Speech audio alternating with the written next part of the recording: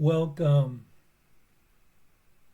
Today we will be reading Lesson 187 in the workbook, and from the text, Chapter 16, Section 6, The Bridge to the Real World, paragraphs 8 through 12.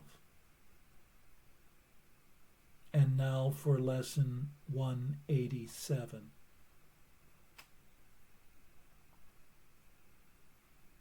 I bless the world because I bless myself.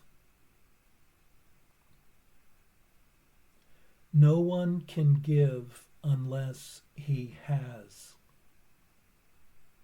In fact, giving is proof of having. We have made this point before. What seems to make it hard to credit is not this. No one can doubt that you must first possess what you would give. It is the second phase on which the world and true perception differ. Having had and given, then the world asserts that you have lost what you possessed. The truth maintains that giving will increase what you possess. How is this possible? For it is sure that if you give a finite thing away, your body's eyes will not perceive it yours. Yet we have learned that things but represent the thoughts that make them. And you do not lack for proof that when you give ideas away, you strengthen them in your own mind. Perhaps the form in which the thought seems to appear is changed in giving. Yet it must return to him who gives. Nor can the form it takes be less acceptable. It must be more. Ideas must first belong to you before you give them. If you are to save the world, you first accept salvation for yourself. But you will not believe that this is done until you see the miracles it brings to everyone you look upon. Herein is the idea of giving clarified and given meaning. Now you can perceive that by your giving is your store increased. Protect all things you value by the act of giving them away, and you are sure that you will never lose them. What you thought you did not have is thereby proven yours. Yet value not its form, for this will change and grow unrecognizable in time, however much you try to keep it safe. No form endures. It is the thought behind the form of things that lives unchangeable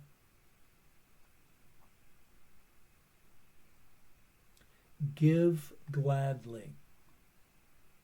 You can only gain thereby. The thought remains and grows in strength as it is reinforced by giving. Thoughts extend as they are shared, for they cannot be lost. There is no giver and receiver in the sense the world conceives of them. There is a giver who retains, another who will give as well. And both must gain in this exchange, for each will have the thought in form most helpful to him. What he seems to lose is always something he will value less than what will surely be returned to him. Never forget you give but to yourself. Who understands what giving means must laugh at the idea of sacrifice. Nor can he fail to recognize the many forms which sacrifice may take. He laughs as well at pain and loss, at sickness and at grief, at poverty, starvation, and at death. He recognizes sacrifice remains the one idea that stands behind them all. And in his gentle laughter are they healed.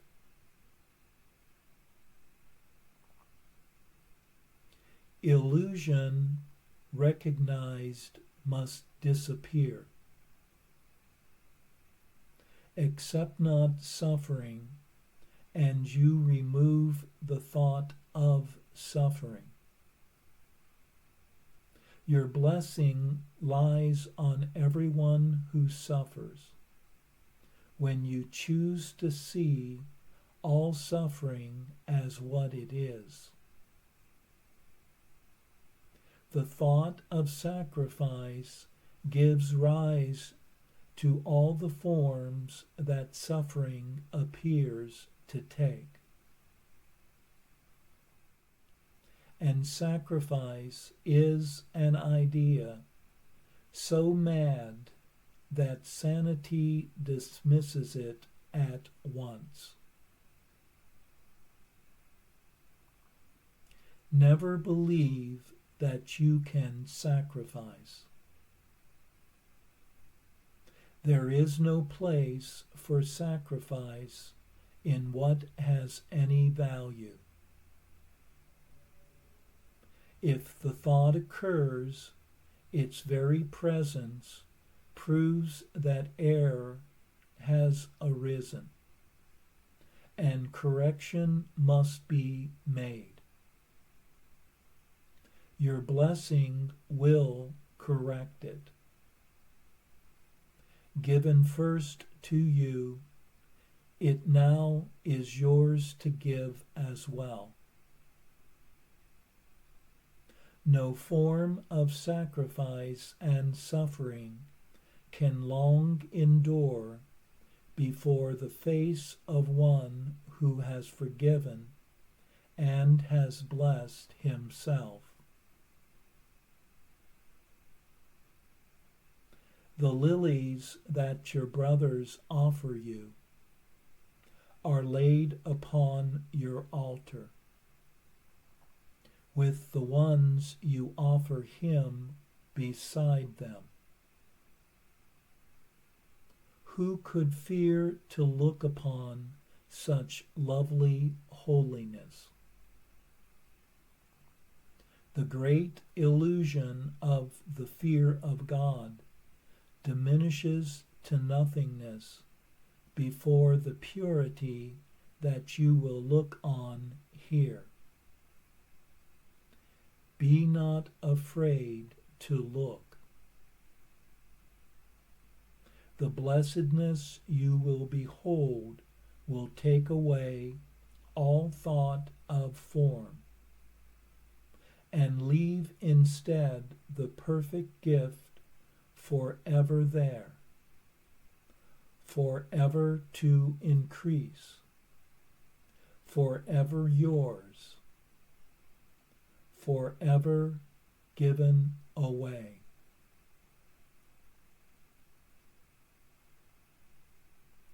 Now are we one in thought, for fear has gone. And here before the altar to one God, one Father, one Creator, and one thought, we stand together as one Son of God. Not separate from Him who is our source, not distant from one brother who is part of our one self, whose innocence has joined us all as one. We stand in blessedness and give as we receive. The name of God is on our lips. And as we look within, we see the purity of heaven shine in our reflection of our Father's love.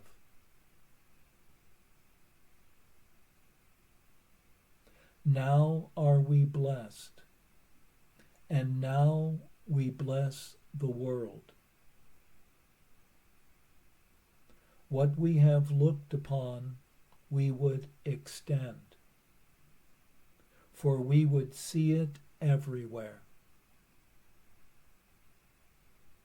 We would behold it shining with the grace of God in everyone. We would not have it be withheld from anything we look upon. And to ensure this holy sight is ours, we offer it to everything we see. For where we see it, it will be returned to us in form of lilies. We can lay upon our altar, making it a home for innocence itself, who dwells in us and offers us his holiness as ours.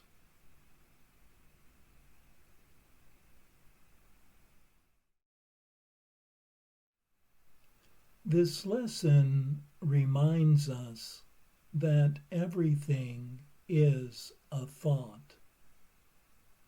And when one shares a thought with another, the thought is increased in one's own mind. Thus, by giving does one gain and not lose. So one protects what one values by giving it away. But it is the thought and not the form that matters.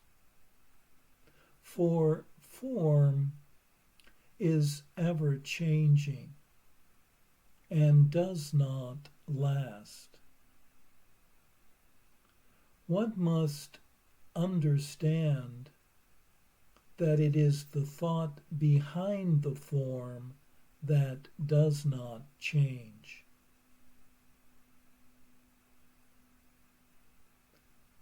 So one need only give joyfully. For if everything is a thought in one's mind, one but truly gives to oneself. And since no thought can be really lost, sacrifice and loss become impossible.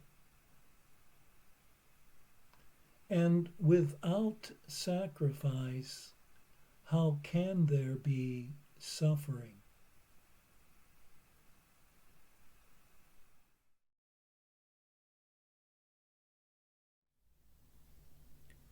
And now for our text reading for today from chapter 16, section 6, The Bridge to the Real World, paragraphs 8 through 12.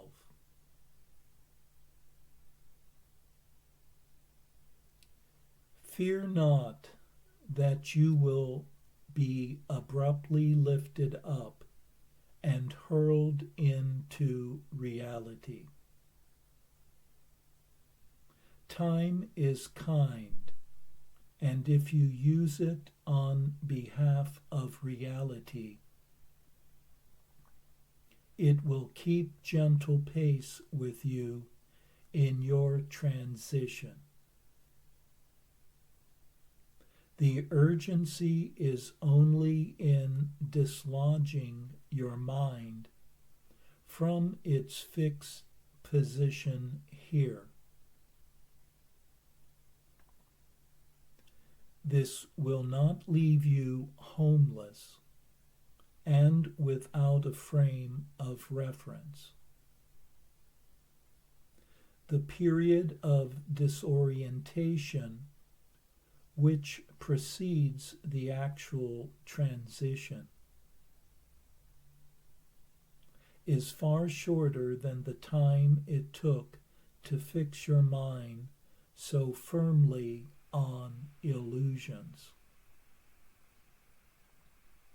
Delay will hurt you now more than before, only because you realize it is delay, and that escape from pain is really possible. Find hope and comfort rather than despair in this.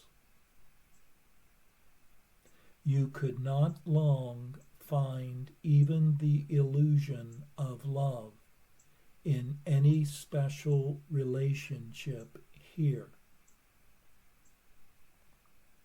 For you are no longer wholly insane, and you would soon recognize the guilt of self-betrayal for what it is.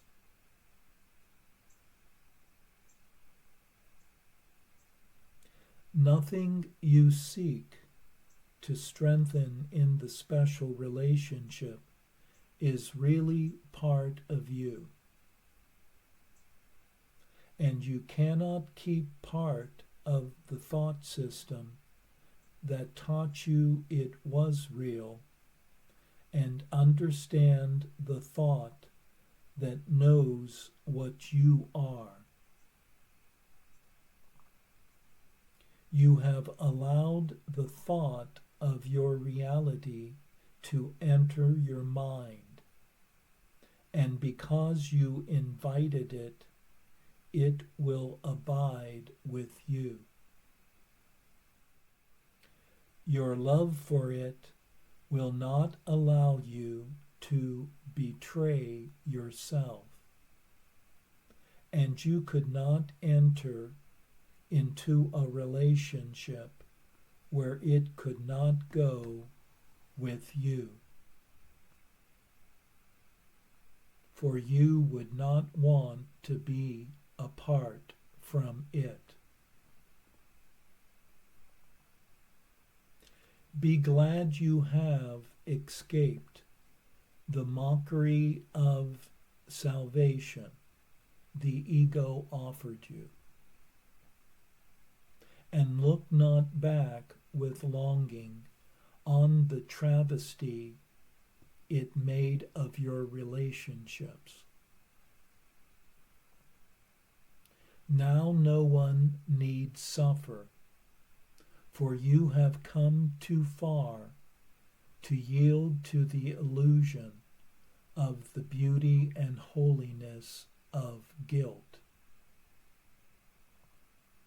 Only the wholly insane could look on death and suffering, sickness and despair, and see it thus. What guilt has wrought is ugly, fearful, and very dangerous. See no illusion of truth and beauty there.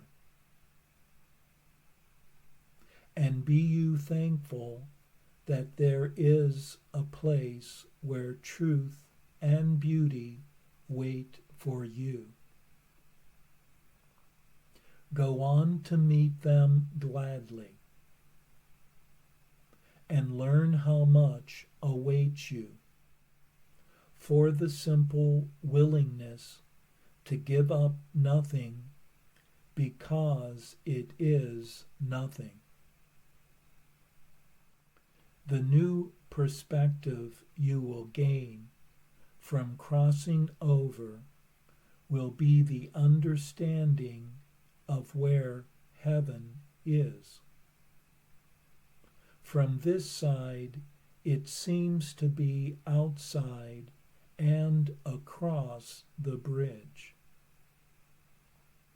Yet as you cross to join it, it will join with you and become one with you. And you will think in glad astonishment that for all this you gave up nothing. The joy of heaven, which has no limit, is increased with each light that returns to take its rightful place within it. Wait no longer for the love of God and you. And may the holy instant speed you on the way, as it will surely do if you but let it come to you. The Holy Spirit asks only this little help of you. Whenever your thoughts wander to a special relationship which still attracts you, enter with him into a holy instant, and there let him release you.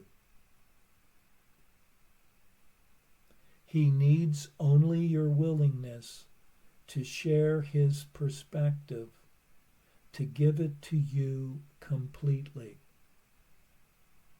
And your willingness need not be complete, because his is perfect. It is his task to atone for your unwillingness by his perfect faith. And it is his faith you share with him there. Out of your recognition of your unwillingness for your release, his perfect willingness is given you. call upon him, for heaven is at his call, and let him call on heaven for you.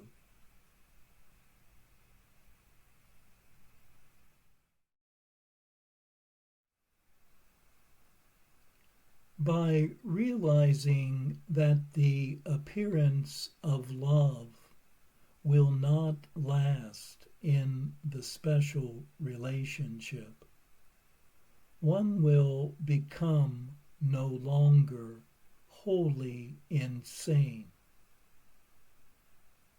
and one will learn to see special love's guilt and its self-attack. For there is no beauty or holiness in guilt. The state of unity and oneness that one seeks seems to be outside oneself, but the wholeness one seeks is not separate from oneself. For on this spiritual journey that one walks, which has no distance, at some point, what seems outside will join with oneself and become united with oneself. For what one is looking for is where one is looking from.